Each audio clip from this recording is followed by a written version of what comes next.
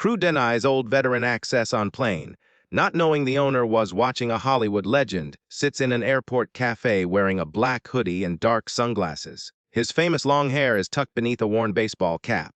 Nobody recognizes him. Nobody even glances his way. But what he witnesses in the next 3 hours will shatter everything he thought he knew about his own airline. An 82-year-old war hero who saved his stepfather's life gets humiliated and denied his seat. A widow working double shifts gets threatened with termination for showing compassion. A young employee trying to support his family gets blackmailed into silence. And when the owner finally removes his disguise, not a single person at that gate will ever forget what happens next. This is not a movie. This is real life. The memory came to Keanu Reeves unbidden, as it always did when he passed through an airport. He was 25 years old again, sitting beside a hospital bed in a private room at Cedar's Sinai Medical Center. The machines beeped their steady rhythm, marking time that was running out. Paul Aaron, his stepfather, lay propped against pillows, his once robust frame now thin and fragile beneath the hospital gown.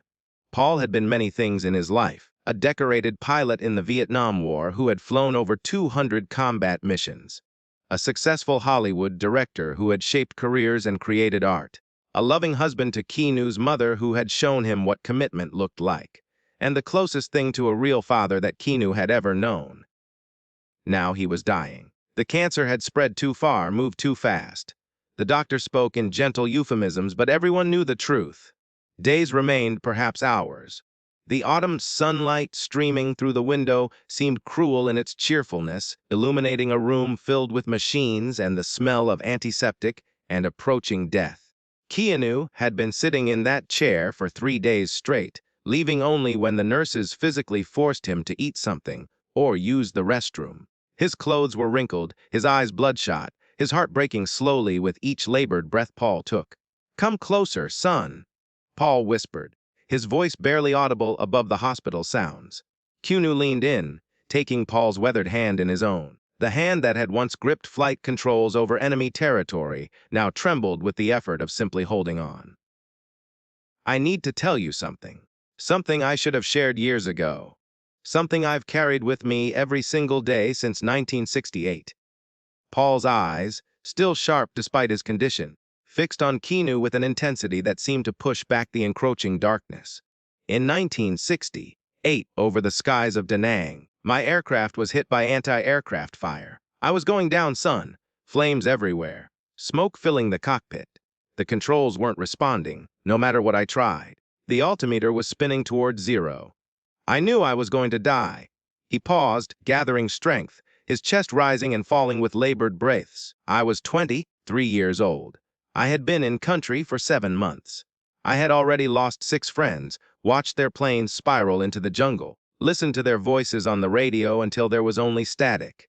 And now it was my turn." Tears began forming in the corners of Paul's eyes. But then I heard a voice on the radio. Captain William Morrison, our squadron commander. Everyone called him Bill. He was already safe, already heading home after a successful mission. His fuel was low, his ammunition nearly spent. Any sane pilot would have kept flying toward safety. Any rational commander would have written me off as another casualty of war. Paul's grip tightened on Keanu's hand with surprising strength.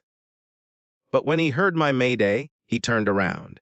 He flew back into the heaviest fire I've ever seen. Surface-to-air missiles lighting up the sky like the 4th of July. Tracer rounds cutting through the darkness. Anti-aircraft batteries tracking his every move. And Bill Morrison flew straight into all of it without hesitation. The tears were flowing freely now, tracking down the hollows of Paul's cheeks. He dodged missiles and bullets to provide cover while I ejected. He took shrapnel in his shoulder, nearly lost his arm, but he never wavered. Never left until he saw my parachute open and knew I was going to make it. He stayed with me, circling overhead, calling in the rescue helicopter, talking to me on the radio the entire time, even as his own fuel gauge dropped into the red. Even as his shoulder bled and his vision blurred. Paul coughed weakly, and Keanu helped him take a sip of water through a straw. He nearly didn't make it back to base.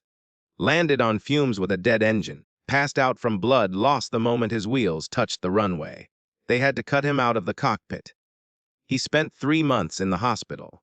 Almost lost that arm. Carries shrapnel in his shoulder to this day. Paul looked at Keanu with eyes that held decades of gratitude and guilt. I owe him my life, Keanu. Everything I became, everything I built, every movie I directed, every award I won, every moment I got to spend with your mother and with you, I owe to Bill Morrison. Without him, I would have died in a jungle 10,000 miles from home at 23 years old. I would have been a name on a wall, a folded flag sent to my mother, a story that ended before it really began. Keanu felt his own eyes burning. Did you ever thank him? Did you stay in touch? Paul shook his head slowly, regret etched into every line of his face. We lost contact after the war. Different lives, different paths. I came back to Hollywood, chased my dreams, built my career. He went back to Texas, married his high school sweetheart, raised a family. I tried to find him years later, but the military records were incomplete, addresses changed, phone numbers disconnected. He sighed, the sound carrying the weight of decades. I sent letters that came back unopened. I hired investigators who found nothing. Life got busy, years turned into decades, and I never got the chance to tell him what his sacrifice meant. Never got to look him in the eye and say thank you. Never got to introduce him to my family, to show him what his courage made possible. He pulled Keanu closer, his breath warm and fading. Promise me something, son. Promise me you'll remember the old soldiers. The world forgets them, you know. They give everything, their youth, their health, their friends, their innocence. And when they come home old and broken, nobody remembers what they did. Nobody cares. They become invisible, shuffling through airports and grocery stores and doctors' offices. And nobody sees the heroes they used to be. I promise. Keanu whispered, his voice thick with emotion. Find Bill Morrison if you can. Tell him Paul Aaron never forgot. Not for a single day. Tell him I thought about that day every single time I held my family, every time I watched a sunset, every time I took a breath. Tell him that every good thing in my life traces back to that moment when he turned his plane around. Tell him I will, Dad. I promise. I'll find him. Paul smiled at the word. In all their years together, through all the moments they had shared, Keanu had never called him that before. Dad, Paul repeated softly, savoring the sound. I always hoped, I always wanted to hear you say that. I never wanted to push, never wanted to take the place of your real father, but you earned it, Keanu said fiercely. Every single day you earned it. You were there when he wasn't. You stayed when he left. You taught me what it means to be a man. Paul's eyes closed, a peaceful smile on his lips. That's all I ever wanted. That's all I ever... But Paul Aaron never finished that sentence. His hand relaxed. The machines began their final, mournful song, and Keanu sat with the body for 3 hours, holding a hand that would never squeeze back, making promises to a man who could no longer hear them, but who Keanu knew, somehow, was still listening. The funeral was held on a gray November morning at Forest Lawn Memorial Park. Hundreds attended. Hollywood celebrities, industry executives, directors and actors and producers who had worked with Paul over his 40-year career. They spoke of his artistic vision, his professional achievements, his contributions to cinema. They told stories about his wit, his generosity, his ability to bring out the best in everyone around him. But Keanu stood apart from the crowd, thinking not of the director but of the pilot. The young man who had flown into hell to save a friend. The soldier who had come home broken, but unbowed and built a life worth living. At the reception afterward, Keanu slipped away from the well-wishers and found Paul's old military trunk in the garage of the family home. The trunk had sat there for decades, untouched, a relic of a past that Paul rarely discussed. Inside, beneath layers of photographs and documents and medals, Keanu discovered a small wooden box. He opened it with trembling hands. The distinguished flying cross lay on a bed of faded velvet, its bronze surface tarnished with age but still beautiful. Beside it was a photograph of a young Paul Aaron in his flight suit, grinning at the camera with the invincible confidence of youth.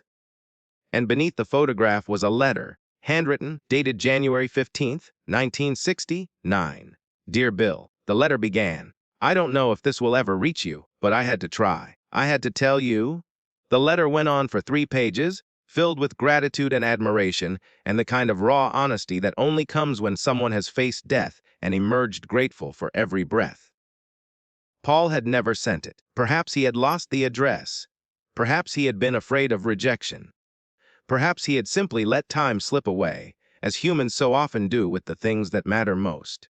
Keanu folded the letter carefully and placed it in his pocket. He lifted the metal and held it in his palm, feeling its weight, understanding for the first time what his stepfather had carried all those years.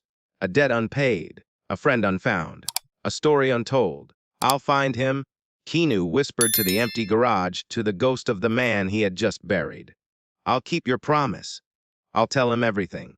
And I'll make sure the world never forgets what men like you and Bill Morrison sacrificed." 3 years after Paul's death, Keanu made a decision that surprised everyone in Hollywood. He purchased a struggling regional airline called Pacific Western Airways. The company was hemorrhaging money, its reputation in tatters, its fleet aging, its employees demoralized. Industry analysts called it a vanity project, a guaranteed disaster, the kind of investment that would swallow fortunes whole and leave nothing but bankruptcy filings and regret. His agent begged him to reconsider. "You're an actor, Keanu, one of the best in the world. Why would you throw away your money on a dying airline?" His accountant warned him of the risks. "The numbers don't lie. This company has lost money every quarter for 5 years. The debt is astronomical. The competition is fierce. You'll lose everything." His friends questioned his sanity. "Have you lost your mind? Buy a restaurant, buy a sports team, buy a yacht. But an airline, that's not an investment. That's a bottomless pit." But Keanu saw something else entirely. He saw an opportunity to keep his promise. He renamed the airline Morrison Air, after the man who had saved his stepfather's life. He restructured the company around a simple philosophy that Paul would have understood perfectly. Every passenger has a story. Every veteran deserves respect. Every human being matters. The changes weren't just cosmetic. Keanu personally rewrote the employee handbook, emphasizing dignity and compassion in every interaction. He established mandatory training programs focused on treating passengers as individuals, not inconveniences. He created review systems that rewarded kindness and penalized callousness. He spent weeks visiting other airlines, studying their operations, identifying the small cruelties that had become normalized in the industry. The way elderly passengers were rushed and dismissed. The way families with children were treated as burdens. The way anyone who didn't fit the profile of an ideal customer was made to feel unwelcome. He vowed that Morrison Air would be different, and he introduced the Heroes Fly Free program, offering discounted fares and priority boarding for military veterans. The industry laughed. Airlines survived on efficiency metrics and profit margins, not feel-good initiatives. Treating passengers like human beings was expensive and time-consuming. The conventional wisdom said that Keanu would lose everything. The conventional wisdom was wrong. Under his leadership, Morrison Air didn't just survive. It thrived. What had been a failing regional carrier grew into a respected national brand. Customer satisfaction scores soared to industry-leading levels. Employee retention improved dramatically as word spread that this was a place where people actually wanted to work. The airline became known as a rare example of a company that genuinely cared about its customers. Business travelers chose Morrison Air because they were treated with respect. Families chose Morrison Air because their children were welcomed rather than tolerated. And veterans chose Morrison Air because, for once, someone remembered what they had sacrificed. But Keanu never forgot why he had started this journey. He continued searching for Bill Morrison. He hired private investigators, consulted military databases, reached out to veteran organizations across the country. He posted on forums dedicated to Vietnam veterans. He contacted the 366 Tactical Fighter Wing Association. He left messages that said simply, "Looking for Captain William Morrison, Da Nang 1968. Please contact." The search was slow and frustrating, yielding false leads and dead ends and meaning but mistaken identifications. But he never gave up, and he developed a habit that his executive team found peculiar but learned to accept. He traveled incognito. Several times a month, Keanu would disguise himself and fly on his own airline, observing how employees treated passengers when they thought nobody important was watching. He sat in economy class, stood in boarding lines, experienced his company from the customer's perspective. He wore old clothes. He grew out his stubble. He tucked his famous long hair under baseball caps and wore sunglasses that hid his recognizable face. Most trips confirmed what he hoped to see. Employees who genuinely cared, passengers treated with respect.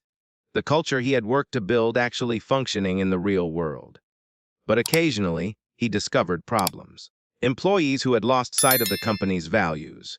Managers who prioritized efficiency over humanity. Systems that had been corrupted by greed or apathy. When he found these problems, Keanu dealt with them personally, quietly, decisively, permanently. He had learned that the only way to know the truth about an organization was to see it from the bottom up. The reports that reached his desk were filtered and sanitized. The inspections that were scheduled in advance allowed employees to prepare performances. Only by becoming invisible could he see what really happened when the bosses weren't watching. On a crisp October morning, William Morrison shuffled through Austin, Bergstrom International Airport with the careful steps of a man who had learned to distrust his own body.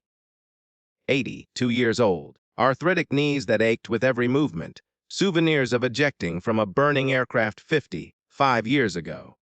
A cane that had become as essential as breathing, a constant companion that he had resisted for years before finally accepting that pride was less important than mobility, and a heart that still beat with the pride of a soldier who had served his country, even as the cardiologist warned him about stress and exertion and the need to take things slowly. Bill wore his old flight jacket, faded olive drab with patches that told stories only a fellow veteran could read. The 366th Tactical Fighter Wing insignia, slightly frayed at the edges. The distinguished Flying Cross ribbon, its colors dimmed by decades of wear. The small American flag he had sewn onto the shoulder himself after returning from Vietnam, its stars and stripes still visible despite the years. His white hair was neatly conned beneath a veteran's cap that bore the logo of the Vietnam Veterans Association and a small pin that read Vietnam 1967-1969. His eyes, though tired, held the steady gaze of someone who had faced death and emerged unbroken. The airport was crowded with travelers rushing to gates, families saying tearful goodbyes, businessmen shouting importantly into phones about deals and deadlines. Nobody paid attention to the old man shuffling through their midst. He was invisible to them, just another obstacle to navigate around, another slow-moving impediment to their busy lives. Today was important, more important than any day had been in years. In Washington, D.C., his old squadron was gathering for the 55th anniversary of the Tet Offensive. Men he had flown with, fought with, bled with, were coming together one last time. There were fewer each year. Cancer claimed some. Heart disease took others. Old age was winning the war that enemy fire had lost. Last year, 12 of them had gathered. This year, only 8 had confirmed they would attend. Next year, Bill knew, there might be even fewer. He had to be there. From Washington, he would fly to Seattle to see Dorothy, his wife of 57 years. She had moved there 2 years ago to live with their daughter after her own health began failing. Bill had stayed behind in Austin. Too stubborn to leave the home they had built together, too proud to admit he couldn't manage alone. 2 years since he had held her hand. 2 years since he had seen her smile in person rather than through a phone screen. 2 years of loneliness and regret and nights spent reaching for a warm body that wasn't there. This trip would change that. He had been planning it for months, checking and rechecking the reservations, packing and repacking his bag, marking the days off on the calendar that hung in his kitchen. He had bought a new tie for the reunion and a bottle of Dorothy's favorite perfume to give her when he arrived. He approached Gate 23B, his boarding pass clutched in a hand that trembled slightly, not from fear, but from the Parkinson's that had started creeping into his muscles 3 years ago. A young woman was standing near a pillar, watching Bill's approach with interest. Her name was Betty Harper, 75 years old, a retired schoolteacher with silver hair and eyes that missed nothing. She had spent 40 years teaching high school history, including extensive units on Vietnam and the sacrifices made by American soldiers. She recognized the patches on Bill's jacket immediately. "Excuse me, sir," she said, approaching him with the confident manner of someone accustomed to commanding attention. 366th Tactical Fighter Wing. Bill looked up, surprised that anyone would recognize the insignia. "Yes, Mom. 67 to 69. 2 tours. Betty's face softened with a mixture of respect and old grief. My brother served with the 366. Robert Harper. Everyone called him Bobby. He didn't make it home. Bill searched his memory. The names of fallen friends never faded. Not entirely. Harper. Robert Harper. Bobby Harper. Young kid from Ohio, always talking about his kid sister who wanted to be a teacher. Had a picture of her taped inside his locker. Betty's eyes filled with tears. That was him. That was Bobby. I was 17 when we lost him. I remember him. He was a good man. Brave pilot. Had a way of making everyone laugh, even when things were bad. Bill's voice grew heavy. I was there the day we lost him. He was covering a rescue mission, providing air support for a downed helicopter crew. Took a direct hit from anti-aircraft fire and went down before any of us could help. But he saved those helicopter boys. Every single one of them made it home because of what Bobby did. Betty wiped her eyes with a handkerchief that had been her mother's. They sent us a flag and a letter. Generic words about courage and sacrifice. We never knew the real details. We never knew what he actually did, how he actually died. He died a hero, ma'am. He saved lives. He made a choice to put himself in danger so that others could survive. And if it means anything after all these years, he talked about you all the time. He was so proud of you. He used to say his little sister was going to be the best teacher in Ohio. Betty reached out and took Bill's hand, squeezing it tightly. Thank you. You have no idea how much this means. 55 years I've wondered. 55 years I've wished I could talk to someone who was there. I should have found your family years ago. I should have told you. You're telling me now. That's what matters.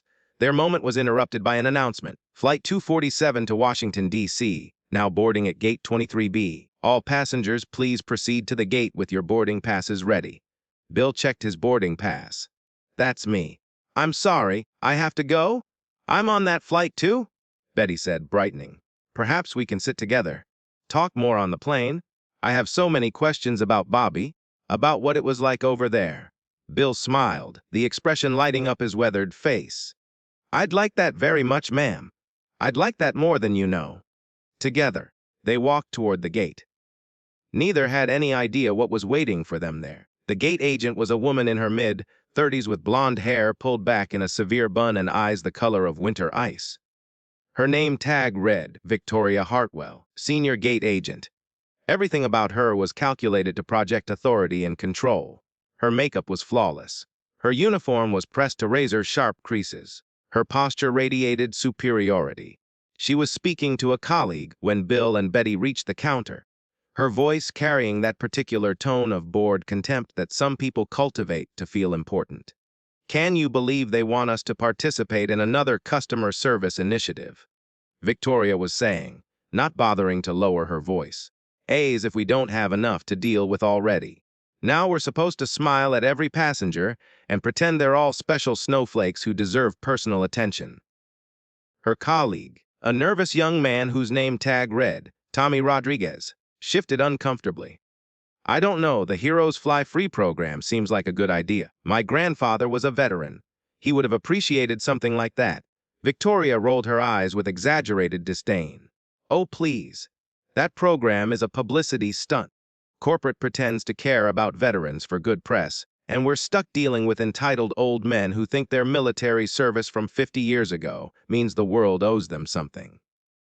News flash, nobody cares about Vietnam anymore. That war ended before most of us were born.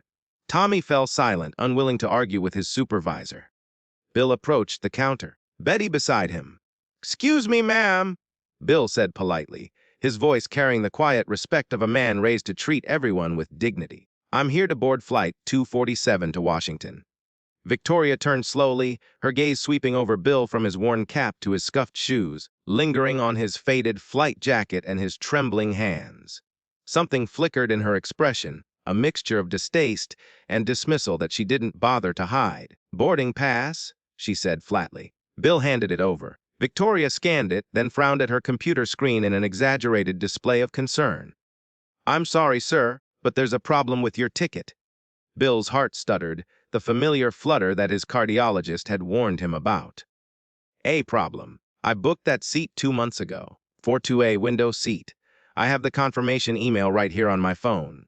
Victoria's smile was thin and practiced, the kind of smile that held no warmth and offered no comfort. The flight is overbooked. Your seat has been reassigned to another passenger who has higher priority status. Ray signed. How can that be? I paid for that specific seat. I chose it specifically because it's near the front, easier for me to board and deplane with my knee. Sir, overbooking is standard airline practice. We've accommodated another passenger in your seat. You'll have to wait for the next available flight. Bill felt the blood drain from his face. The next flight? When is the next flight? Tomorrow morning, 8:45 a.m. Tomorrow. Bill's voice cracked. Mom, I have to be in Washington by this evening. My squadron reunion starts at 6 o'clock. My friends are waiting for me. Some of them might not. He swallowed hard. Some of them might not be here next year. This could be the last time we're all together. Victoria's expression didn't change. If anything, it hardened. I'm sure whatever gathering you have can wait one more day. It's just a reunion. People miss reunions all the time. It's not just a reunion. These are men I served with. Men I fought beside. Men who saved my life and whose lives I saved. We've been gathering every year for 55 years, and every year there are fewer of us. Every year we wonder who won't make it to the next one. Sir, I understand you have personal commitments, but so does everyone else in this airport. You're not special. Your old war buddies are not my concern. My concern is managing this gate efficiently. The words hung in the air like a slap. Betty stepped forward, her teacher's voice sharp with authority. Young lady, do you have any idea who you're talking to? This man is a decorated war hero. He has a distinguished flying cross. He risked his life for this country when you were still in diapers. Victoria's smile grew thinner and colder. Mom, military service from half a century ago doesn't entitle anyone to preferential treatment in the modern world. This is an airline, not a charity for old soldiers. We have policies and procedures that apply to everyone equally. But Morrison Air has a Heroes Fly Free program. Betty persisted. I've seen the advertisements everywhere. Veterans are supposed to receive priority service. It's on your own website. That program applies to verified active duty military and recent veterans with proper documentation, not elderly passengers who might have served decades ago and might be misremembering or exaggerating their service. We have no way to verify claims from that long ago. For all we know, that jacket could have been bought at a surplus store. Bill flinched as if he had been struck. I have my DD-242 in my bag. I have my military ID. I have photographs, documents, everything. I don't have time to review personal memorabilia, sir. The flight is boarding. You'll need to step aside. A tall man with cold blue eyes and the build of someone who spent too much time at the gym appeared beside Victoria. His name tag read, Derek Hartwell, Security Manager. Is there a problem here, Vicky? These passengers are being difficult about seat assignments, Victoria replied. They seem to think that waving around old war medals entitles them to special treatment. Derek looked at Bill and Betty the way someone might examine insects they were considering crushing. Folks, if you can't produce valid tickets for today's flight, I'm going to have to ask you to step away from the boarding area. You're blocking other passengers and creating a disturbance. We'll have valid tickets. Betty pulled out her boarding pass. Look, right here. Confirmation number, seat assignment, payment receipt, everything. Derek barely glanced at it. The system shows otherwise. Now, you can wait quietly for the next flight, or I can call airport security to escort you from the terminal. Your choice. Another veteran appeared behind Bill, having witnessed the confrontation from nearby. James Patterson was 78 years old, with a similar veteran's cap and a jacket covered with military patches. His weathered face showed growing anger as he looked from Bill to Victoria. Jimmy. Bill turned, surprise breaking through his distress. Jimmy Patterson. Is that you? Bill Morrison? Jimmy's face split into a wide grin as he embraced his old friend. 55 years, you old war horse! I was looking for you in the terminal. Figured we could sit together on the flight. The two men held each other, decades of shared history flowing between them. They had flown together over jungle canopies and rice paddies. They had watched friends die and celebrated unlikely survivals. They had been young men together in a very old war. I can't believe it, Bill said, pulling back to look at his friend. You look good, Jimmy. Well, good for someone who got shot down twice. Look who's talking, Mr. Shrapnel's shoulder. Jimmy's smile faded as he noticed the tension at the counter. What's going on here? Why aren't you boarding? Victoria's eyes had narrowed during their reunion. Both of your tickets have issues, actually. The flight is overbooked, and we're prioritizing confirmed passengers with current status. Neither of you qualify. We are confirmed passengers, Jimmy said, his voice hardening. He had been a lieutenant colonel. He knew how to command. We booked these seats months ago. We have confirmation numbers, payment receipts, email confirmations, everything. Victoria shrugged with elaborate unconcern. The system says otherwise. Perhaps you entered your information incorrectly. Older passengers sometimes have difficulty with technology. Computers can be confusing for people of your generation. The insult was barely veiled. Derek cracked his knuckles meaningfully.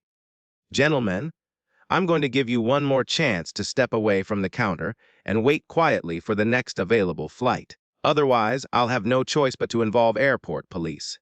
And at your age, I don't think a night in airport detention would be good for your health. For what? Jimmy demanded. For wanting to board a flight we paid for. For having the audacity to be old and decorated. For disorderly conduct and creating a disturbance in a boarding area. I have the authority to make that determination, and my word carries weight with airport security. Tommy Rodriguez, the young ground crew employee, had been watching the confrontation with growing discomfort. He had pulled up the reservation system on his tablet and could see clearly that both veterans had valid, confirmed tickets in seats that had not been reassigned. He stepped forward hesitantly, his conscience overriding his fear. Ms. Hartwell, I checked the system. Their reservations are still active. The seats haven't been reassigned. I can see them right here, clear as day. Victoria's head snapped toward him like a striking snake. Excuse me. Tommy's voice wavered but held. He had been raised by his grandmother in a small Texas town, taught to respect his elders, and watching these old soldiers being humiliated made him physically ill. I can see it right here on the reservation screen. He showed his tablet. Mr. Moritue, Mr. Patterson 14B. Both confirmed, both paid in full. There's no overbooking notification on either reservation. The system shows available seats.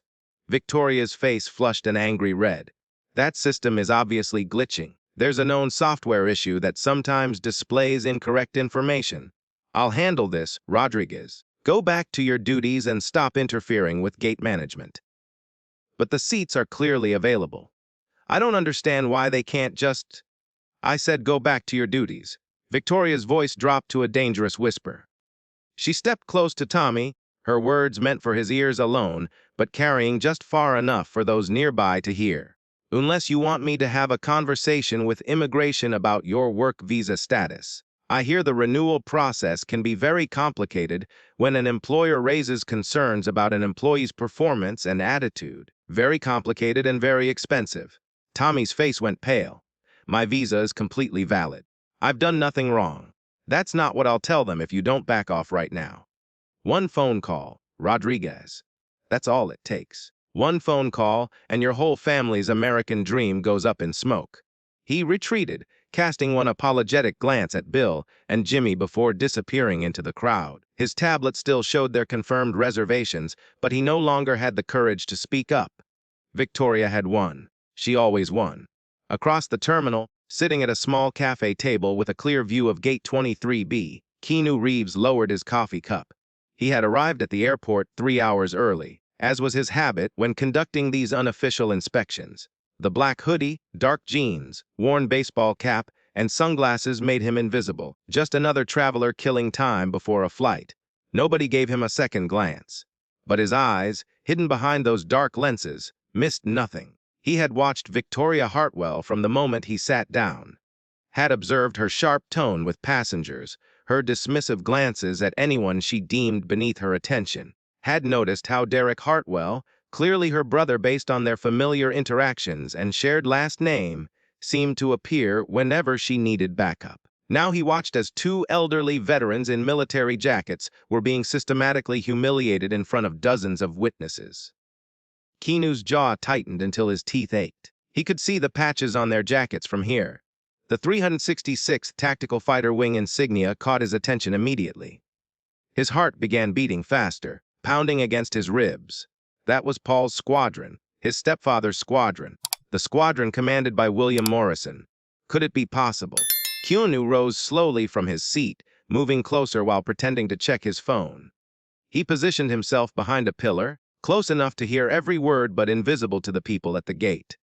"Look," Victoria was saying, her voice dripping with false patience that fooled no one. "I don't have time to explain airline policies to every confused senior citizen who wanders up to my gate. The flight is full. You'll wait for the next one. End of discussion." "We're not confused," Jimmy said firmly. "We know exactly what we bought and when we bought it. There's something wrong with your system, or something wrong with you." Derek stepped forward, his posture deliberately intimidating, using his height and bulk to loom over the elderly men. "Sir, I'm going to need you to lower your voice. You're creating a disturbance that's upsetting other passengers." "I'm not raising my voice," Jimmy replied, though his tone had indeed grown heated. "I'm trying to understand why two veterans who served this country for 20 years can't board a flight they paid for months ago." Victoria's laugh was sharp and cutting, designed to wound. "Oh, here we go. The veteran card. Let me guess, you think that just because you wore a uniform 50 years ago, the world owes you something. You think your ancient military service means you deserve special treatment. Wake up, old man. That war is ancient history. Nobody cares about Vietnam anymore except other old men like you." Bill placed a hand on Jimmy's arm, trying to calm his friend, but his own voice shook when he spoke. "We're not asking for special treatment, ma'am. We're asking for the treatment we paid for. Basic human decency. Basic customer service." "Well, decency is exactly what you need to show me," Derek muttered, just loud enough to be heard by everyone nearby. "Maybe a nice nursing home where people will actually pretend to care about your boring war stories. Because nobody here does. Nobody anywhere does." Several passengers nearby had stopped to watch the unfolding confrontation. Some looked uncomfortable, shifting their weight and avoiding eye contact. Others simply looked away, unwilling to get involved. One businessman actually nodded in apparent agreement with Derek, checking his watch impatiently. The world had forgotten its old soldiers. Just like Paul had said it would. Betty Harper, the retired teacher who had spoken with Bill earlier, approached the counter again with fire in her eyes. "This is absolutely unacceptable," she said, her voice carrying the authority of 4 decades commanding classrooms full of teenagers. "I've been flying with Morrison Air for 15 years, and I've never witnessed such disgraceful treatment of customers. These men are heroes. They have medals and commendations and decades of service. They deserve better than this." Victoria's smile grew patronizing. "Mom, I appreciate your concern for these gentlemen, but you don't have all the facts. Their tickets have technical issues that need to be resolved through proper channels, not through emotional outbursts at the gate." "What issues?" "They have confirmation numbers. They have payment receipts. They have valid government identification and military credentials that you haven't even bothered to look at." "Technical issues.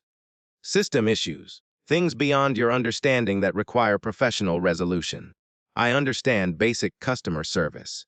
I understand human dignity. I understand that these men deserve better than to be mocked and humiliated by airline employees who weren't even born when they were fighting for this country." Derek stepped toward Betty with clear menace in his posture. "Mom, if you continue causing a disturbance, I'll have to add your name to our no-fly list. Then you won't have to worry about Morrison Air's customer service ever again." "The no-fly list? For defending veterans? That's not legal. That's not even remotely legal." "I know my rights. Airport security makes those determinations, ma'am. And I happen to be very good friends with airport security. Very good friends who trust my judgment about which passengers are causing problems." Victoria smirked with satisfaction. "Perhaps you'd be more comfortable with another airline, ma'am. One that caters to troublemakers and complainers." A commotion near the gate drew everyone's attention. A well-dressed businessman in an expensive suit was being ushered through with a smile and a handshake from Victoria. "Mr. Henderson! So wonderful to see you again. Your usual seat in first class is ready and waiting, as always. Would you like a complimentary beverage before boarding?" We have that champagne you like. Henderson glanced at Bill and Jimmy without interest, as if they were furniture. Problems? He asked Victoria casually. Nothing we can't handle. Just some confused elderly passengers who don't understand how modern airlines work. They'll figure it out eventually. Henderson nodded and walked through the gate without a backward glance, accepting his champagne flute from a smiling flight attendant. Bill watched him go, something breaking inside. He's in seat 428, Bill said quietly. That's my seat. That's the seat I paid for 2 months ago. Victoria didn't even look at him. It was overbooked. For some people, Henderson is a diamond status member who spends $50,000 a year with our airline. His comfort is our priority.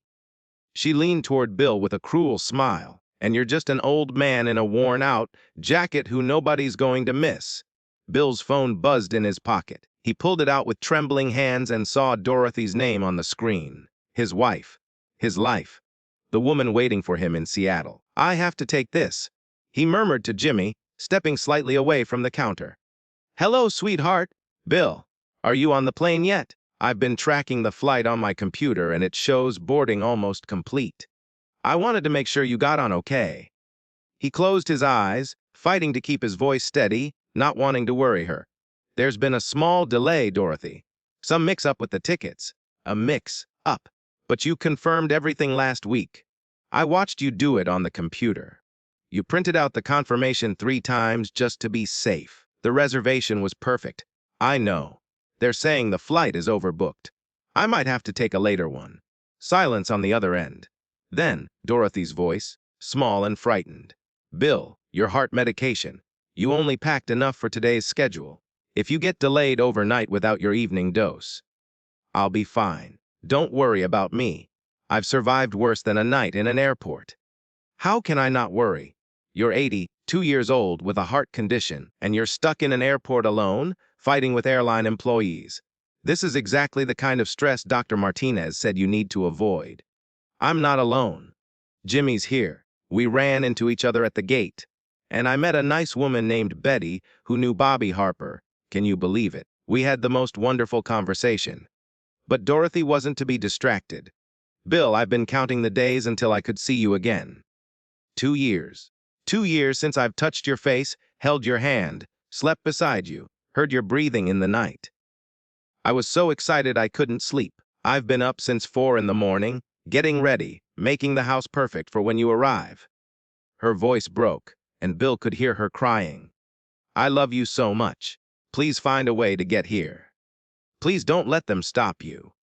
Bill pressed the phone tighter to his ear, as if he could hold her through the connection.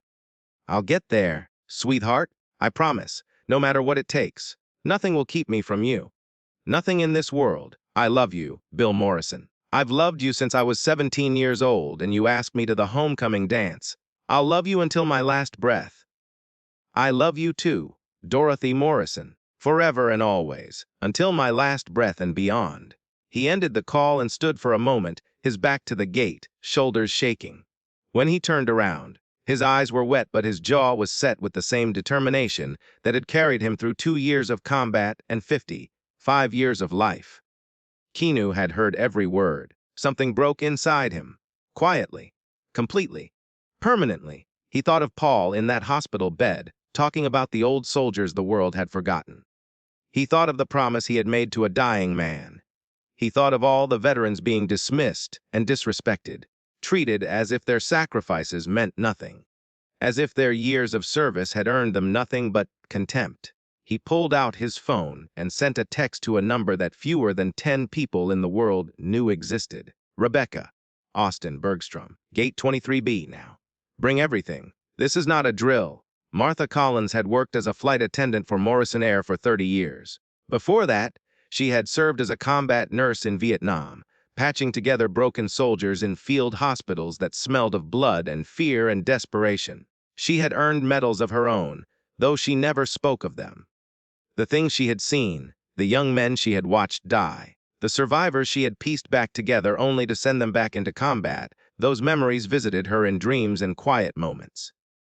Now 58 years old, with silver-streaked hair and kind eyes that had seen too much suffering, she represented everything Morrison Air claimed to value. Compassion, Service. Dignity. She had been watching the scene at Gate 23B from behind the service counter, her heart breaking with each passing minute. She recognized the patches on Bill and Jimmy's jackets. She knew what they meant. She had served alongside men who wore those same insignia, had held their hands as they died, had written letters to their families that tried to explain the inexplicable. When Bill Morrison stepped away to take his phone call from his wife, Martha made her decision. She walked to the gate counter, her airline uniform crisp and professional, her shoulders squared with purpose. "Victoria, I need to speak with you about this situation." Victoria didn't look up from her computer. "What is it, Collins?"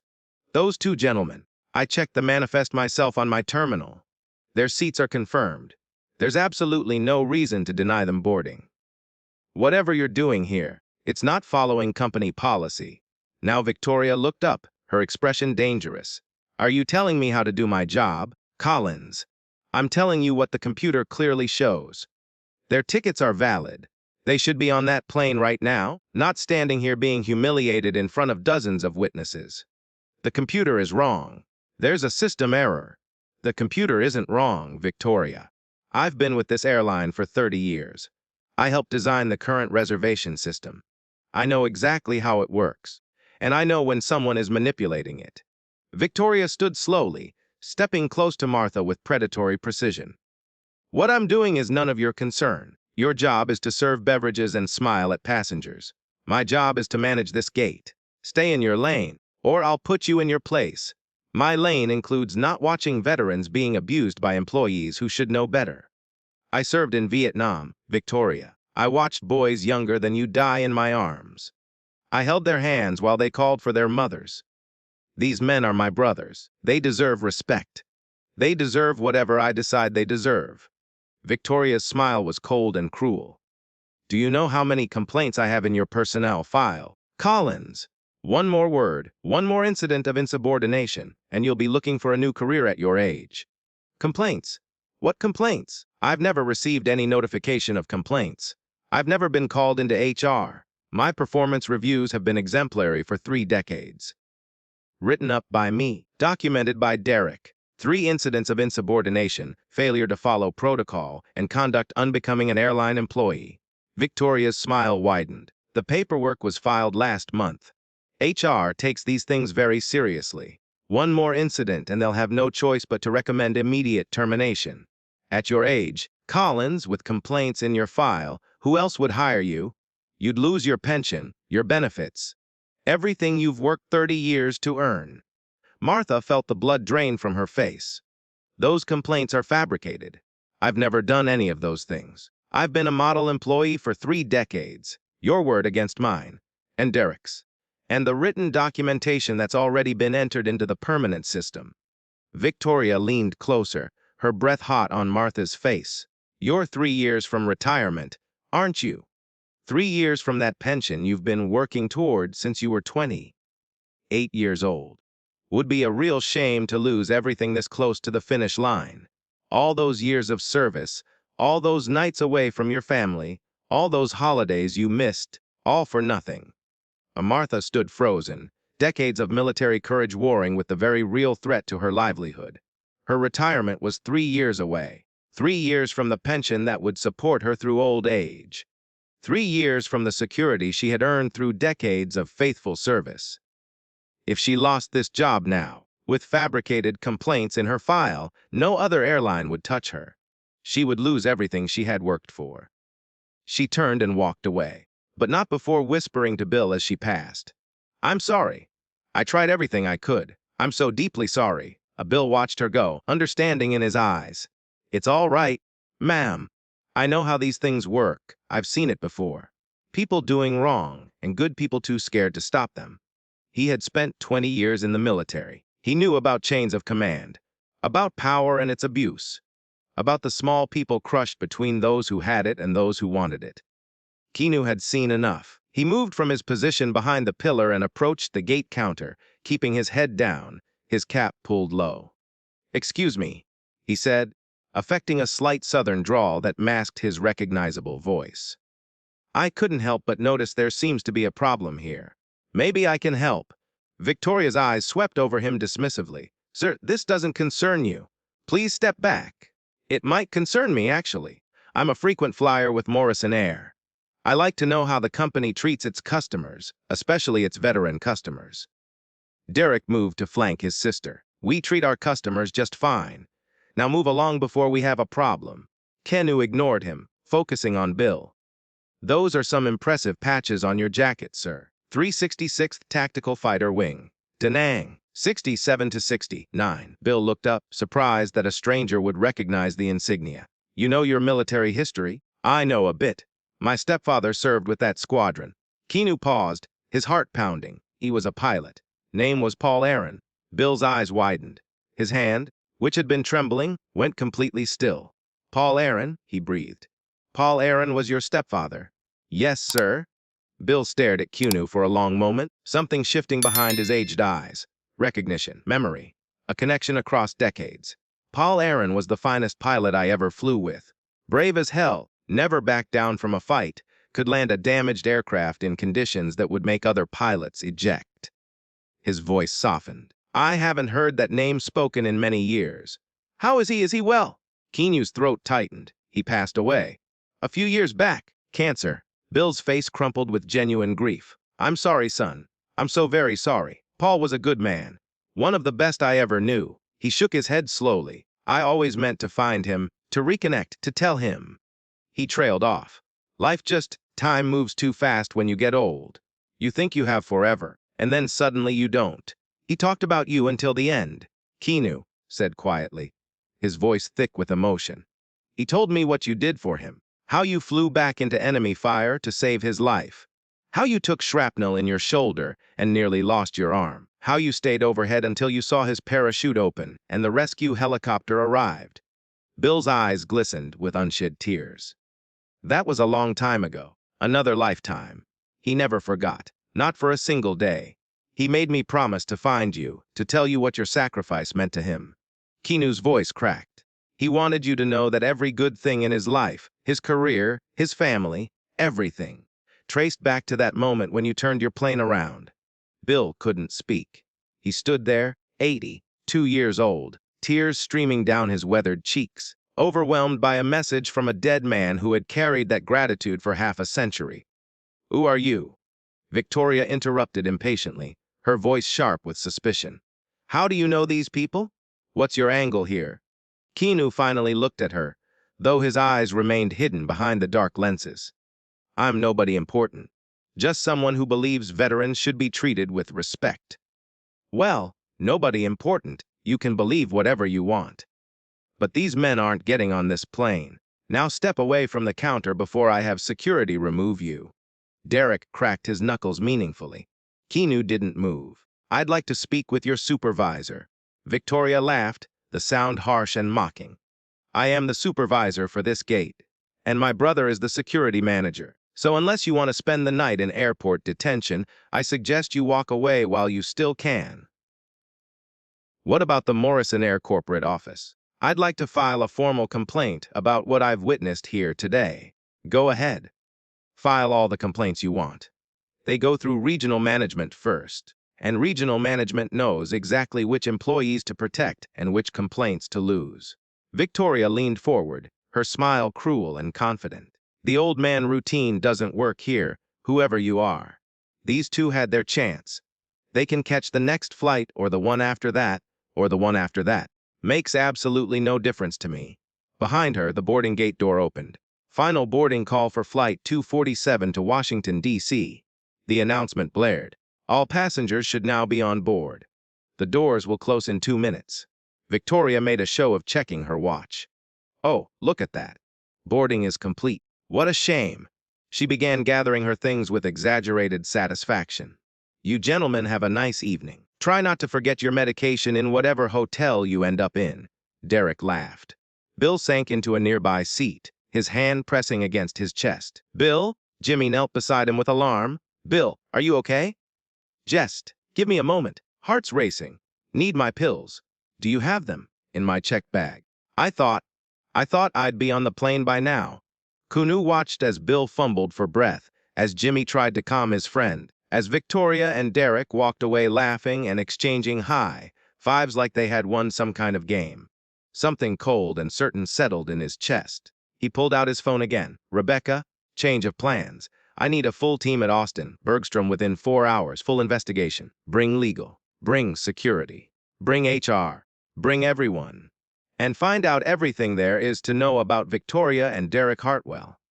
I want their entire history with this company, every complaint against them, every incident report, every suspicious transaction, everything. The response came immediately. Already on my way. Wheels up in 10 minutes. What happened?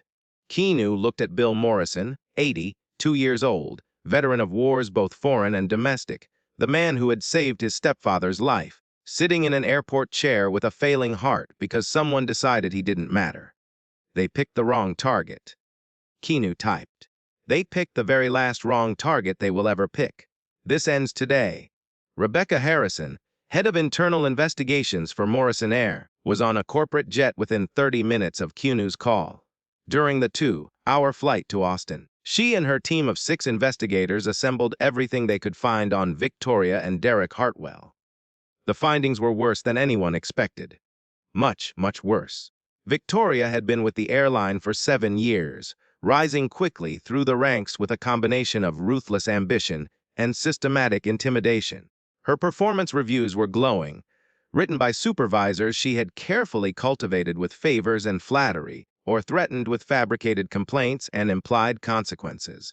But beneath the polished surface, a disturbing pattern emerged. 47 formal complaints from passengers over the past 18 months, all dismissed without investigation, all involving elderly passengers, particularly veterans. Cross-reference with financial records, an even uglier picture formed. Seats booked by seniors and veterans were being systematically oversold to last-minute business travelers willing to pay premium prices for preferred seating. The difference in fares, often $500 to $2,000 per seat, was being funneled into accounts controlled by Victoria and Derek through a shell company registered in Derek's girlfriend's name.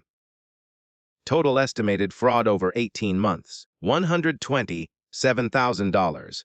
Derek's role was enforcement. He used his security position to intimidate anyone who asked questions or tried to help the victims. Passengers who complained too loudly were threatened with no-fly lists. Employees who tried to intervene were warned about their job security. 3 employees had filed formal harassment complaints against him in the past year alone. All 3 had subsequently resigned within weeks, citing hostile work environment and personal reasons. Martha Collins was clearly next on their list. The fabricated complaints in her file were designed to force her out before she could qualify for full retirement benefits, eliminating a witness who had worked at that gate long enough to notice the patterns. Tommy Rodriguez had been threatened with immigration issues despite having a perfectly valid work visa that Keanu himself had approved as part of the company's diversity initiative. And the regional managers who should have been monitoring gate operations. 3 of them had been receiving monthly payments from the Hartwell's shell company, labeled as consulting fees. The Hartwells had built a small empire of cruelty and greed, protected by their positions and the assumption that no one above them would ever look closely enough to notice. They had assumed wrong. 4 hours after the confrontation at Gate 23B, a convoy of 3 black SUVs pulled into the airport's service entrance. Keanu had spent those 4 hours with Bill, Jimmy, and Betty. He had helped Bill stabilize when his heart rate spiked dangerously. He had located a doctor traveling through the terminal who provided emergency examination and medication. He had arranged for Bill's checked bag to be retrieved so he could access his heart pills. He had sat with the 3 of them in a quiet corner of the terminal, buying them food and coffee and listening as Bill and Jimmy shared stories of the men they had flown with, the battles they had survived, the friends they had buried in foreign soil. He had not revealed his identity. Not yet. But when his phone buzzed with Rebecca's message that the team had arrived, Keanu excused himself. I need to step away for a few minutes. Will you all be all right? Bill nodded, looking stronger now that his medication had kicked in. We're not going anywhere, son. Thanks to those 2 at the gate, we don't seem to have much choice. That's about to change, Keanu said quietly. I promise you that. He walked to the service entrance where Rebecca waited with a team of 8, including legal counsel, HR representatives, security personnel, and 2 uniformed police officers from the Austin Airport Division. "What do we have?" Rebecca handed him a tablet displaying the investigation summary. "It's worse than we thought, sir. They've been running this operation for at least 18 months. Veterans and elderly passengers are specifically targeted because they're less likely to make a scene, more likely to accept what they're told, and less likely to have the technical knowledge or energy to pursue complaints." Keanu scrolled through the evidence, his expression growing darker with each page. The employees who tried to help the victims, threatened, silenced, or forced out. Victoria has a network of allies in regional management who rubber stamp her actions and bury complaints. Nothing ever makes it past the local level. How did this go on for so long without anyone at corporate noticing? The targets were chosen carefully. Elderly passengers often don't understand technology well enough to file online complaints. Veterans often accept mistreatment stoically because they're used to being forgotten. And the regional managers who should have been monitoring were on the payroll. Keanu's jaw tightened until his teeth ached. The regional managers. We've identified 3 who were actively complicit. They're being detained now at their respective locations. Good. Keanu handed back the tablet. "I want Victoria and Derek Hartwell in the main terminal conference room in 30 minutes. I want every employee who worked at Gate 23B today present as witnesses. I want the passengers who were mistreated brought in. And I want airport police standing by for criminal charges." "Already arranged, sir. Everything is ready." Keanu removed his sunglasses and cap, running a hand through his long, dark hair. "Then let's finish this." Victoria Hartwell was feeling pleased with herself. The old veterans had been dealt with efficiently. The nosy stranger in the hoodie had backed off without too much trouble. Another successful day of putting people in their place and collecting the rewards that came with power. She was touching up her makeup in the employee break room, admiring her reflection, when Derek appeared in the doorway. "We've been summoned to the main terminal conference room." Victoria frowned. "Summoned? By who?" "Corporate headquarters, apparently. Some kind of emergency meeting about customer service protocols." "About what, specifically?" Derek shrugged, but his face showed concern. "No idea. But there are a lot of suits in the building. I saw them come in through the service entrance. 3 SUVs worth, and I saw police uniforms." Victoria's stomach tightened slightly, but she pushed the feeling aside. Probably just another corporate review. Some executive wants to justify their salary by pretending to care about operations. You know how these things work. Smile, nod, tell them what they want to hear, wait for them to go away? Right. Derek didn't look entirely convinced. "But maybe we should get our stories straight. About the veterans today, just in case anyone asks questions. There's nothing to get straight. We followed policy. The flight was overbooked. End of story. It's not our fault those old men couldn't understand basic airline procedures." They walked together toward the conference room, their confidence slowly eroding with each step as they noticed the unusual number of uniformed security personnel in the corridors. More suits than usual, more tension in the air, more employees watching them pass with expressions that seemed almost satisfied. The conference room was large and formal, typically used for board meetings or major announcements. Through the glass walls, Victoria could see that it was already full. Tommy Rodriguez was there, standing near the back with a mixture of fear and hope on his young face. Martha Collins sat in the front row, her expression carefully neutral but her eyes bright with something that looked like anticipation. Betty Harper had somehow obtained a seat, her sharp teacher's gaze fixed on the door, and in the corner, looking frail but unbroken, sat Bill Morrison and Jimmy Patterson. Victoria's step faltered. "What is this?" Derek grabbed her arm. "Stay cool. We don't know anything yet." They entered the room and found seats near the back, trying to blend in with the other employees who had been summoned. At the front of the room, a woman Victoria didn't recognize was arranging documents on the podium. She had silver-streaked dark hair and the kind of sharp, intelligent eyes that missed nothing and forgot even less. "That's Rebecca Harrison."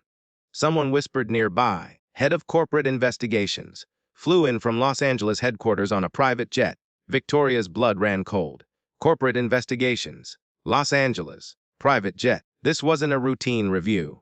Before she could formulate a plan, before she could think of an escape route, the side door opened, and a man walked in. He was tall, with long, dark brown hair past his shoulders, and the kind of presence that commanded attention without demanding it. He wore a simple black suit over a white dress shirt, no tie, and moved with the easy confidence of someone completely comfortable in his own skin.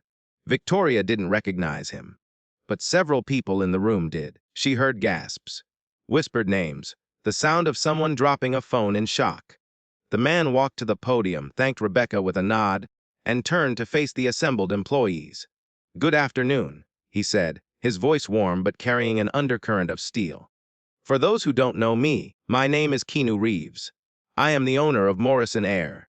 The room went completely silent. Victoria felt the blood drain from her face. The stranger at the gate, the one in the black hoodie, the one who had defended the veterans, the one she had threatened to have removed by security. That was Keanu Reeves. That was the owner of the entire airline. Keanu's eyes swept the room, and for one terrible moment, they locked with Victoria's. She couldn't look away. She couldn't breathe. She couldn't move. "I founded this airline 8 years ago," Keanu continued, his gaze still fixed on her, "to honor a man named William Morrison. He was my stepfather's commanding officer in Vietnam. He risked his life to save my stepfather when no one would have blamed him for flying to safety. He represented everything I believe a human being should be: brave, selfless, compassionate, worthy of respect." He paused.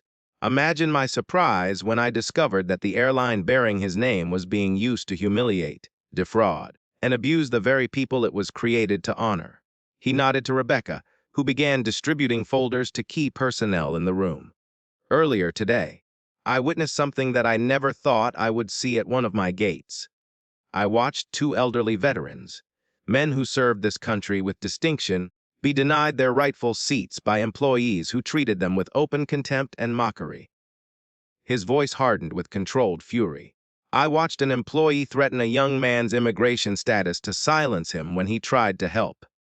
I watched another employee, a 30-year veteran of this company who served as a combat nurse in Vietnam, be threatened with termination for showing compassion. I watched a passenger be told she would be placed on a no-fly list for speaking up against injustice." Keanu walked slowly toward the back of the room, toward where Victoria and Derek sat frozen in their seats. "And I listened as one of those veterans, a man named William Morrison, the very man this airline is named for, was told that he wasn't special, that his service didn't matter, that he should go find a nursing home where someone might care about his boring war stories." He stopped directly in front of Victoria. "Do you recognize me now, Hartwell?" Victoria's mouth opened, but no sound came out. Her throat had closed completely. Her body had turned to stone. "This morning, you told me to walk away before you had security remove me." Keanu's voice was quiet but devastating. "You told me that complaints would be handled by regional management, and that regional management knew exactly which employees to protect and which complaints to lose." He leaned closer. "I am not regional management, Miss Hartwell. I am the man who created this company with my own money and my own vision. I am the man who writes the paychecks, and I protect a very different kind of employee than the ones you had in mind." Derek stood suddenly, his chair scraping loudly against the floor. "This is entrapment. You can't just spy on employees without disclosure. We have rights. We have lawyers. We'll sue for invasion of privacy and wrongful termination and—" "Sit down, Mr. Hartwell." The command was quiet, but Derek sat as if his legs had been cut from under him. Rebecca stepped forward, her voice crisp and professional. "Victoria Hartwell and Derek Hartwell, you are hereby terminated from Morrison Air effective immediately. Your actions over the past 18 months constitute fraud in the amount of $127,000, harassment of employees and passengers, intimidation of witnesses, falsification of personnel records, and systematic discrimination against protected classes of passengers, specifically elderly persons and military veterans." She placed a document in front of each of them. "These are legal notices of the criminal charges that will be filed with the Austin Police Department, including theft, fraud, extortion, elder abuse, and civil rights violations. Officers are waiting outside to escort you from the premises and take you into custody. Victoria found her voice at last. You can't do this. You have no proof. Everything was done according to policy. I'll sue for wrongful termination. I have connections in this industry. I'll make sure everyone knows how Morrison Air treats its employees. Keanu shook his head slowly. You have nothing, Ms. Hartwell. Your connections in regional management have already been identified and terminated. Your fraudulent complaint files have been expunged from employee records and preserved as evidence against you. Your bank accounts, the ones where you've been depositing stolen money through your shell company for 18 months, have been frozen pending investigation. Your passwords have been revoked. Your access has been eliminated. And the 47 passengers you defrauded have been contacted and are being offered participation in a class action lawsuit. He turned to address the room. Let me be very clear about something. Morrison Air was built on a simple principle. Every person who walks through our doors deserves to be treated with dignity. That principle is not negotiable. It is not optional. It is not subject to revision by employees who think they're above the rules. It is the foundation of everything we do, and anyone who violates it will face consequences. His eyes found Bill Morrison in the corner. Especially our veterans. These men and women gave years of their lives, and in many cases parts of their bodies and pieces of their souls, to defend this country. They deserve our respect every single day, not just on holidays when it's convenient to wave flags and make speeches. Not just when cameras are rolling. Every single day, in every interaction, without exception. He walked to Bill and extended his hand. Captain Morrison, on behalf of Morrison Air and everyone who works here, I apologize for what happened to you today. It was inexcusable, it was unforgivable, and it will never, ever happen again at any gate, in any airport, under any circumstances. Bill took Keanu's hand, his grip surprisingly strong. Son, you didn't do anything wrong. My company did.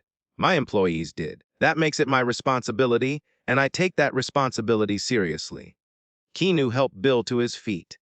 And I have something to tell you, something I should have said hours ago when we first met. He took a deep breath. This airline is named after you. Morrison Air, not Morrison as in some generic corporate branding. Morrison as in William Morrison, as in you. His voice cracked with emotion. I founded it to honor the man who saved my stepfather's life. I've been searching for you for 8 years, hoping to meet you, to thank you in person for what you did for Paul Aaron. I just never imagined we'd meet like this. Bill stared at Keanu for a long moment.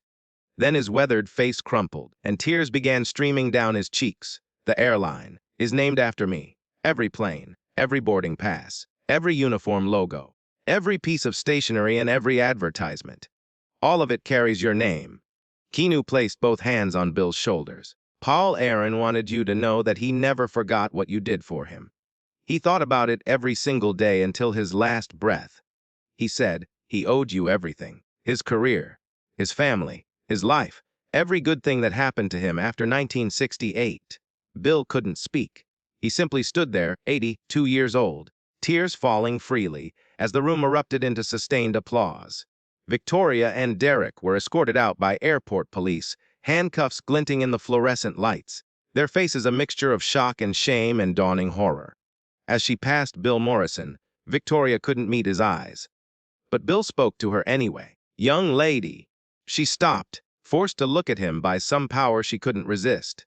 I don't hate you for what you did today. Hate takes too much energy at my age. His voice was gentle despite everything. But I hope you learned something from this experience.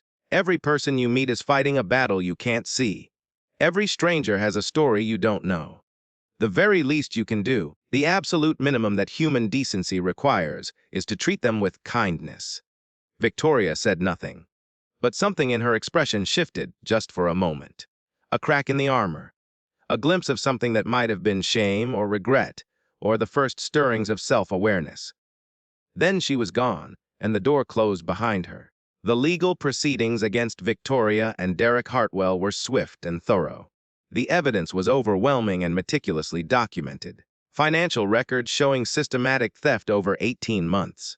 Testimony from dozens of affected passengers, many of them veterans who traveled from across the country to give statements.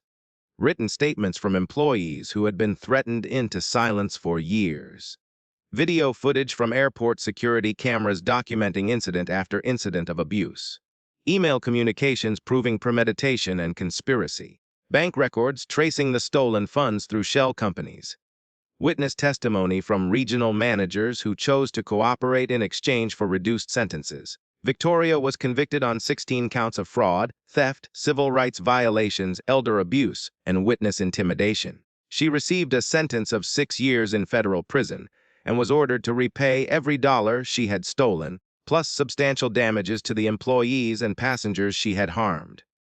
The total restitution order exceeded $300,000. Derek received 4 years for his role as enforcer and co-conspirator, plus an additional 18 months for threatening federal witnesses and obstruction of justice. Neither would ever work in the airline industry again.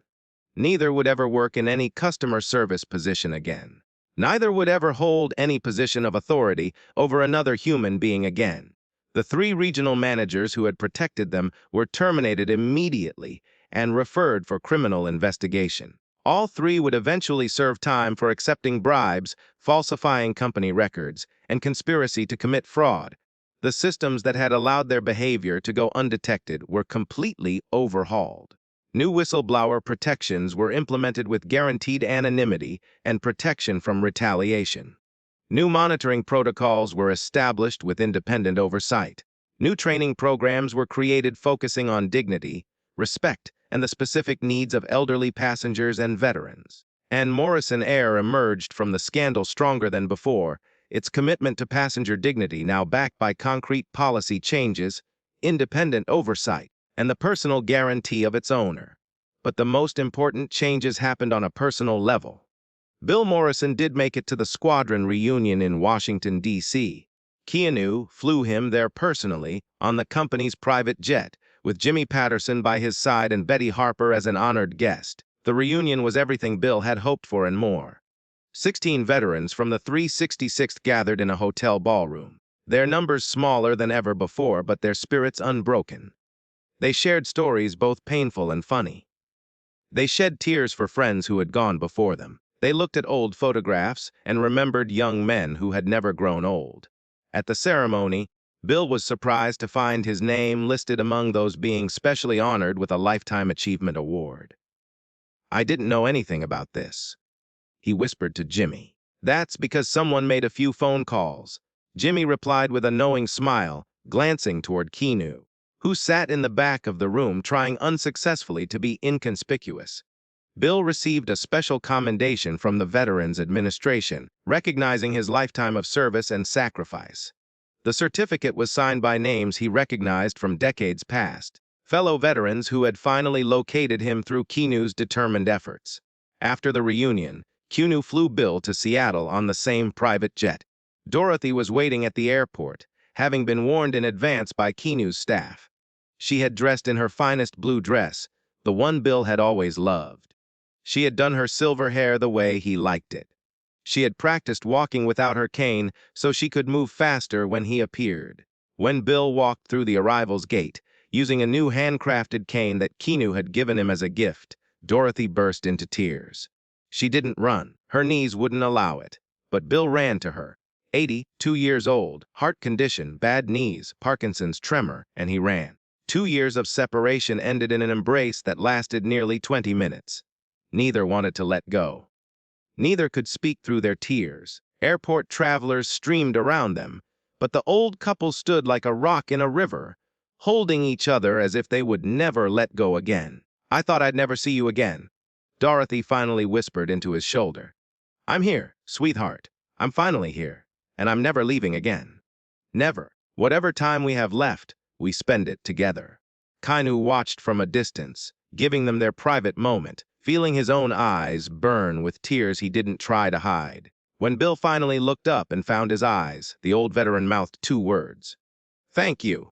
Keanu nodded, his heart full. Some debts could never be fully repaid, but they could be acknowledged, and they could be honored. 6 months later, Morrison Air held a ceremony at its Austin headquarters. The event marked the launch of the enhanced Heroes Fly Free program, a comprehensive initiative to ensure that every veteran who flew with the airline received the treatment they deserved. Free upgrades to first class whenever seats were available, no questions asked. Priority boarding on every flight, no exceptions, no excuses. Dedicated veteran liaison staff trained in military culture and veteran affairs at every major hub. Partnerships with veteran organizations across the country for support services. A scholarship fund for the children and grandchildren of veterans who worked for the airline. A job placement program for veterans transitioning to civilian careers. Mental health support services for veterans dealing with PTSD and other service-related conditions. And a new addition to the fleet, a specially painted aircraft bearing the name Captain William Morrison, in bold gold letters across the fuselage, with a portrait of Bill in his flight suit and the words, "A Hero's Legacy," beneath it. Bill and Dorothy Morrison sat in the front row of the ceremony, holding hands as they had held hands for 57 years of marriage. Dorothy's health had improved dramatically since Bill's arrival in Seattle. The doctors said she had something to live for now, and that was the best medicine of all. Jimmy Patterson sat beside them, still wearing his veteran's cap, still proudly displaying his service medals, still telling stories that made everyone laugh and cry in equal measure. Martha Collins, now restored to full standing with a formal written apology in her personnel file and promoted to Director of Customer Experience, stood near the stage with tears streaming down her face. The fabricated complaints had been removed from her record. She had received a substantial settlement and a guaranteed pension. Most importantly, she had been given the authority to train every new employee in the values that mattered. Tommy Rodriguez, whose work visa had been expedited and converted to permanent resident status with Keanu's personal sponsorship, had been promoted to Regional Customer Service Manager. He was already implementing new protocols to prevent anything like the Hartwell situation from ever happening again. Betty Harper, the retired teacher who had stood up when others stayed silent, had been named the first Morrison Air Community Ambassador, with unlimited first-class travel for the rest of her life. She had already used the privilege to visit her brother Bobby's grave in Arlington National Cemetery, placing a flag, a photograph, and a letter that began, "I finally know how you died, dear brother, and I have never been more proud." When Keanu took the stage, the applause lasted nearly 5 minutes. He waited for silence, then spoke. "6 months ago, I witnessed something that changed me. I saw 2 old soldiers, men who had given everything for their country, be treated as if they were worthless. I saw employees threaten and intimidate anyone who tried to help.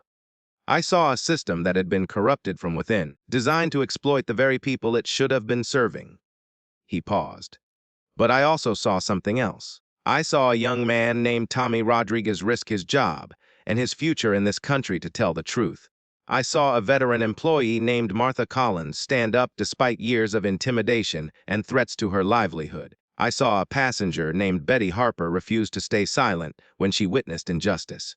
I saw ordinary people do extraordinary things because they believed that every human being deserves dignity." His eyes found Bill in the audience. "My stepfather, Paul Aaron, served with Captain Morrison in Vietnam. Paul used to tell me that the true measure of a person isn't how they treat the powerful. It's how they treat the powerless, the elderly, the forgotten, the ones society has decided don't matter anymore." Keanu's voice grew stronger. "Those people matter to me. They matter to this airline. And from this day forward, they will matter to every employee, every manager, and every passenger who walks through our doors. This is not a suggestion. This is not a guideline. This is who we are, and this is who we will always be." He gestured to the aircraft visible through the hangar's enormous windows. "This plane bears the name of William Morrison, but it represents more than one man. It represents every veteran who has ever served, every sacrifice that has ever been made, every promise that has ever been kept. When this plane flies, it carries the hope that we can be better than we were, that we can honor those who came before us, that we can build something worth passing on to those who come after." He turned to Bill and extended his hand. "Captain Morrison, would you do us the honor of christening this aircraft?" Bill rose slowly, Dorothy helping him to his feet with a loving hand on his arm. He walked to the stage with the careful steps of a man who had learned that every moment was precious, every breath was a gift. When he reached the microphone, his voice was barely audible at first. "I've lived 82 years on this earth. I've seen wars and peace, triumph and tragedy, the best and worst of what humanity can be. I've lost friends, buried brothers, held dying boys in my arms, and wondered more times than I can count whether any of it mattered. Whether anyone remembered. Whether anyone cared." He looked at Keanu. "Today I know it mattered. Not because my name is on an airplane, though I still can't quite believe that's real, but because someone remembered. Someone kept a promise made to a dying friend. Someone proved that the world hasn't completely forgotten its old soldiers." He turned to face the audience. "I don't deserve any special treatment. None of us who served asked for medals or monuments or airplanes with our names on them. We did what needed to be done because it was right, because our country needed us, because the man next to us was counting on us to have his back." His voice strengthened with conviction. "But I'll tell you what every veteran deserves. Respect. Not pity, not condescension, not empty words spoken on holidays and forgotten the next day.